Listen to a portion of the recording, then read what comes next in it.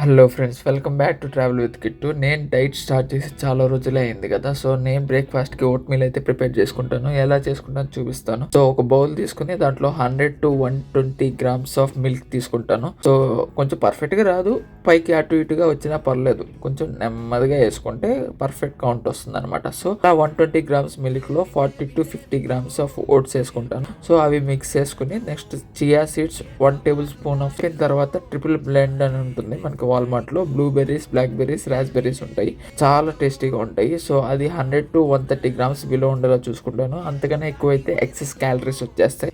అలా 130 grams strawberries, blueberries వేసుకున్న తర్వాత ఓవర్ నైట్ ఫ్రిడ్జ్లో పెట్టుకుని మార్నింగ్ తీసుకుని 1 scoop ఆఫ్ వే ప్రోటీన్ వేసుకుని, వెనిలా ఫ్లేవర్ చాలా బాగుంటుంది.